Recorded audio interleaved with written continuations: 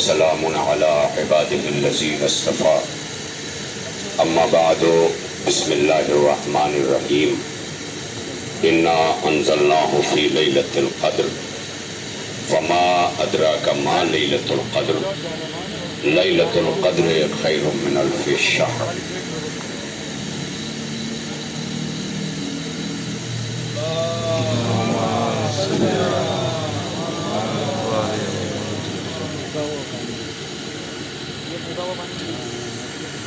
یہ لمحے جو ہم نفس نفس شب قدر کے گزار رہے ہیں، اس میں شب بیداری سب سے پہلا عمل ہے. آج کی رات شب بیداری، جاگنا. اور ظاہر ہے کہ کسی کا جاگنا بے سود نہ ہو، اس کے لیے، کیونکہ جاگنے والے تو بہت سارے جاگتے ہیں. پورے ممرہ میں نوجوانوں کا ایک بہت بڑا گروپ الگ الگ شکلوں میں جاگتا ہے. وہ ان کی شب بیداری ہے. شب بیداری یعنی رات کا جاگنا. لیکن جب یہ مخصوص ہو جائے کسی خاص عمل کے لیے جاگنا، تو اس شب بیداری کو ہمارے یہاں مذہبی اصطلاح میں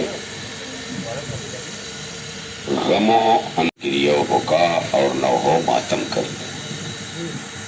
اور یہ معنی اتنا زیادہ عام اور عرف میں آیا کہ آج شب بیداری کی لفظ آئی اور ایک تصور آ گیا کہ ہم کربلا والوں کا غم منائیں گے، نوحہ کریں گے، ماتم کریں گے. لیکن معصومین علیہ السلام نے جو خود شب بیداریاں کی، یعنی جن کے لیے ہم شب بیداری کرتے ہیں، انہوں نے جو شب بیداریاں کی ہیں وہ یہ شبہائے قدر کی شب بیداریاں. ہر امام نے خود جو شب بیداری کی ہے وہ شبہائے قدر ہے. اب اس میں سب سے بڑی خاص چیز یہ ہے کہ ہم نے شب بیداری کی. ہمیں وہ لمحات اچھے نہیں لگتے جو یہ پوچھ لے کہ رات بھر جاگے تو صبح کی نماز پڑھی کہ نہیں پڑھی. ہم ایسے عالم کو اس طرح دیکھتے ہیں کہ جیسے وہ کوئی خارجی دنیا سے آیا ہوا. یہ کیفیت ہو جاتی. یہی وہ مولانا دیکھیے نکلے، ایسا نہیں. آج کے شب جو سب سے بڑی دعا وارد ہوئی ہے، ویسے تو ہمارے چوتھے امام حضرت علی بن اللہم صلی اللہ محمد وعلی محمد، روزانہ ماہ رمضان میں دعاؤں کا آغاز، جتنی بھی دعائیں پڑھتے تھے اس میں دعائیں افتتاح سے آغاز دعا کرتے تھے. لیکن شبہائے قدر میں جو دعا سب سے زیادہ معصوم سے وارد ہوئی، جو صحیفہ کاملہ میں بھی موجود ہے، اس دعا کا نام ہے دعائے مکارم الاخلاق. اس سے یہ واضح ہوا کہ اعمال کر لینے کے بعد، سب کچھ ہو جانے کے بعد، اگر صبح کو آپ کا اخلاق درست ہو گیا ہے تو شب بیداری کا ماحصل ہمیں مل گیا ہے. یعنی اگر جب ہم اعمال کرنے آئے تھے تب ہم سلام بھول گئے تھے، تو جاتے ہوئے ہم ہر وہ عمل نہ بھولیں کہ جس کا تعلق بندگی کے استوار کرنے کے لیے اور حقوق بندگی کے لیے. پوری دعائے مکارم الاخلاق ہمیں لوگوں کے حقوق کو اخلاق کے ساتھ ادا کرنے پر آمادہ کرتی ہے. اکثر ایسے بھی لوگ ہیں کہ جو مجبوریوں میں جب چار لوگ کہتے ہیں معافی مانگ لے، تو وہ معافی بھی مانگتا ہے تو اس طرح کہ جیسے اس معافی میں بھی ایک طنز کے تیر چلا رہا ہو. ایسے بھی معافیاں مانگنے والے ہیں. ڈائریکٹ آنکھوں میں بھرا ہوا ایک غصہ وہ ظاہر کر کے کہتا ہے اچھا معاف کر دو. تو گویا اگر ہمارا بھی یہی انداز دعا رہا تو اسی لیے اخلاق کا درست کرنا بہت ضروری ہے کہ جب ہم دعا مانگے تو فقط ہمارے لب دعا نہ مانگے، فقط ہمارے ہاتھ دعا نہ مانگیں، بلکہ ہمارا پورا وجود مجسمہ دعا بن جائے. ہمارا ایک ایک عضو بدن جو ہے وہ دعا کے لیے اسی لیے کسی نے کہا ہے، مولا کائنات کا قول ہے کہ الدعاء یرد القضاء۔ آج ہم منا رہے ہیں شب قدر، اور مولا فرماتے ہیں الدعاء یرد القضاء۔ اب دونوں لفظیں بہت سی جگہ پر آپ نے پڑھی ہوں گی، قضاء و قدر، ایک قدر ہے ایک قضا ہے۔ اس سے یہ پتا چلا کہ آج جو ہے یہ شب قدر جو ہے یہ اس کے ساتھ قضا بھی ہے۔ الدعاء یرد القضاء۔ میں زیادہ وقت نہیں لوں گا، جو وقت دیا گیا اسی کے اندر گفتگو کروں گا، بے چینی کا کوئی عمل نہ ہو، کوئی سا پہلو نہ بدلے، اس لیے کہ روایتی شب قدر کا ہماری زندگی میں آنے سے کوئی فائدہ نہیں ہوگا۔ یہ روایت نہ بنائیں بلکہ آمادہ کریں اپنے آپ کو، جیسے وضو آمادگی نماز کا مقدمہ ہے، اور یہ اتنی بڑی شرط قرار دے دیا گیا کہ اگر آپ نے وضو نہیں کیا ہے تو نماز نہیں ہوگی۔ اب ایک جملہ میں اکثر کہتا ہوں کہ جیسے نماز سے توسل کرنے کے لیے، نماز پڑھنے کے لیے وضو کی ضرورت ہے، ویسے ہی حضرت معصومین علیہ السلام سے توسل کے لیے نماز کی ضرورت ہے۔ اور اس کی سب سے بڑی دلیل یہ ہے کہ آپ نے دیکھا ہوگا کہ نماز پڑھی تو کوئی یہ نہیں کہتا وضو کیا، وضو کیا۔ میں ضرور یہ کہنا چاہوں گا، خدا کی قسم آپ اندازہ کر لیں کہ جیسے نماز سے ملنے کے لیے وضو کی ضرورت ہے، ویسے ہی معصوم سے ملنے کے لیے نماز کی ضرورت ہے۔ یعنی ہم اللہ سے تقرب کے لیے وضو کرتے ہیں اور معصوم سے تقرب کے لیے نماز پڑھتے ہیں۔ یہی وجہ ہے کہ ابھی آپ کے سامنے اعلان ہو رہا تھا مولانا کی جانب سے، علماء کرام کی جانب سے اعلان ہو رہا تھا کہ آپ 2 رکعت نماز زیارت بھی پڑھ لیں۔ یہ کیوں کیا جا رہا تھا کہ آپ کو زیارت پڑھنا ہے، جب معصوم کی بارگاہ میں کھڑے ہوں تو احساس نہ ہونے پائے کہ ہم نماز کے بغیر ہیں، جیسے ایک نمازی کو احساس نہ ہو کہ میں وضو کے بغیر ہوں، ویسے معصوم سے ہم کلام ہونے کے لیے نماز کی ضرورت پڑتی ہے۔ اس سے آپ خود اندازہ کر لیں، ہمیں یہ 2 رکعت نماز زیارت بتا رہی ہے کہ فقط معصوم کو سلام کرنے کے لیے جب نماز کی ضرورت پڑتی ہے تو معصوم سے تقرب کرنے کے لیے ہمیں کتنی نمازوں کی ضرورت ہے۔ اس سے اندازہ، یعنی خالی سلام کریں گے ہم تو ہمیں نماز کی ضرورت ہے، جیسے نماز پڑھیں گے تو وضو کی ضرورت ہے، ویسے ہی ہم ان کو ابھی سلام کریں گے معصومین کو۔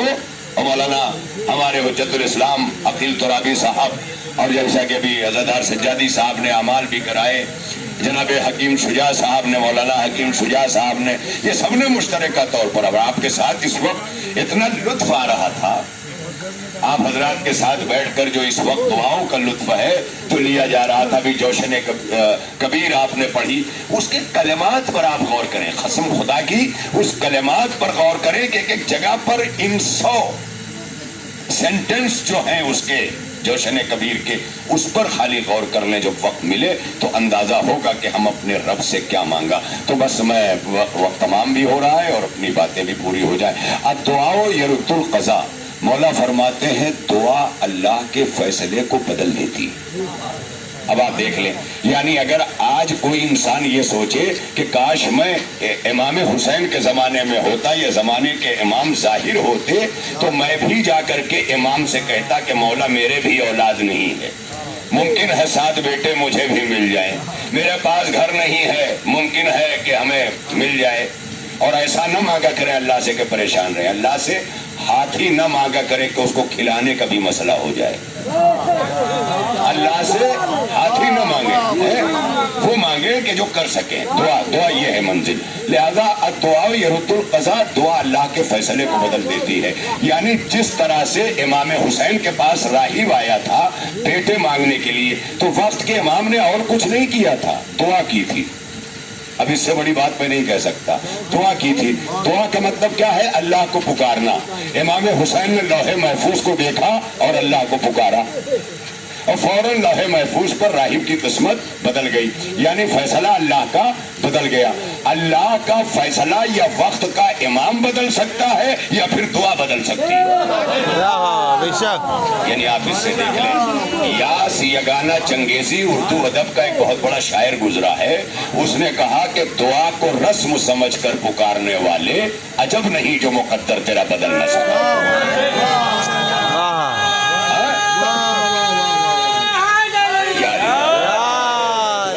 رسم سمجھ کر پکارنے والے عجب نہیں جو مقدر تیرا بدل نہ سکا، ورنہ دعا تو مقدر بدلتی ہے۔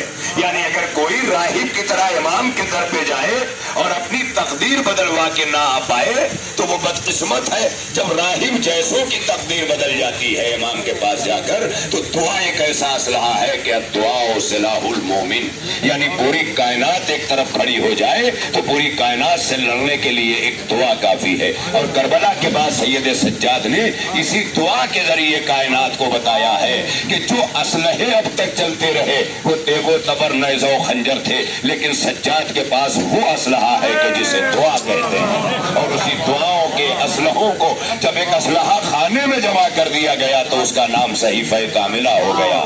کہیں توریت آل محمد کہا گیا، کہیں زبور اہل بیت کہا گیا ہے۔ لہذا آج کی رات آپ سب کو مبارک ہو، پروردگار ہمیں اس رات کی تمام برکتوں سے نوازے، اور اس رات انسان کی تقدیر، مقدر، اخلاق جو کچھ بھی تبدیل ہوتے ہیں، پروردگار ہمیں اس سے سرفرازی عطا فرمائے۔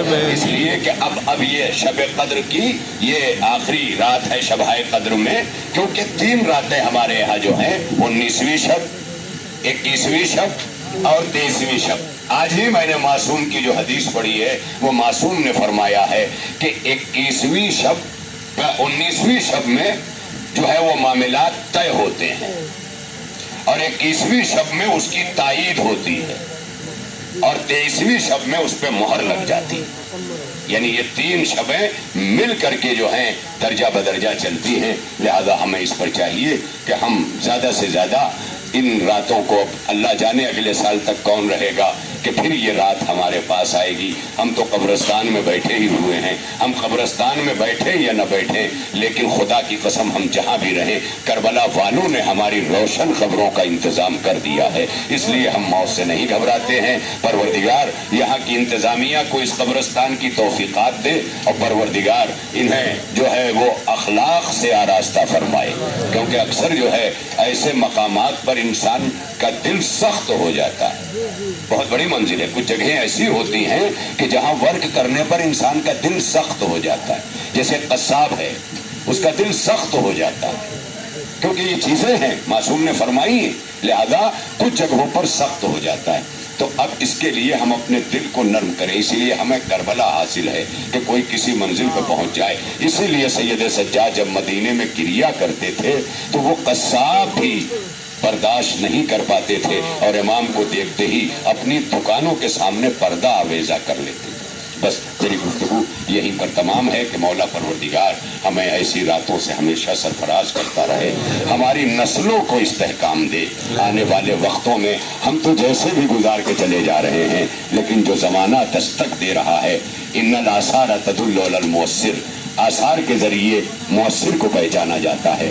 آج جو آثار کائنات کے دکھائی دے رہے ہیں، اس میں آنے والی نسلوں کے لیے بہت سخت ترین امتحان ہے۔ لہذا مولا ہمیں جس طرح سے ہر امتحان میں سرفراز کرتا رہا، ہماری نسلوں کو بھی سرفرازی عطا فرمائے۔ یہاں پر آنے والے جتنے بھی اپنی حاجتیں لے کر آئے ہیں مولا، یا اتا مطلع الفجر، جیسا کہ تو نے قرآن میں ضمانت دی ہے کہ یہ پوری رات سلامتی ہی سلامتی ہے، یہاں تک کہ طلوع فجر نہ ہو جائے، تو مولا ہماری پوری زندگی کو سلامتی سے ہمکنار کر دے، یہاں تک کہ موت نہ آ جائے۔ وآخر دعوانا ان الحمدللہ رب العالمین۔ انشاءاللہ اب اس کے فوراً بعد آج کی شب کی مخصوص زیارت جیسا کہ وارد ہوئی ہے حجت الاسلام مولانا عقیل ترابی صاحب کے ذریعے، انشاءاللہ وہ زیارت کے لیے آپ آمادہ ہو جائیں۔ یہ زیارت ہوگی، اور اس کے بعد جیسا کہ علی عباس وفا صاحب نے اور یہاں کی انتظامیہ کے ذریعے اعلان ہوا ہے کہ ضیافت سحر آپ حضرات کے لیے کی گئی ہے، رکھی گئی ہے، اس سے بھی انشاءاللہ آپ حضرات فیضیاب ہوں، بہراور ہوں اور متوجہ زیارت ہو جائیں۔ ان اللہ و ملائکتہ یصلون علی النبی یا ایھا الذین آمنوا صلوا علیہ وسلموا تسلیما۔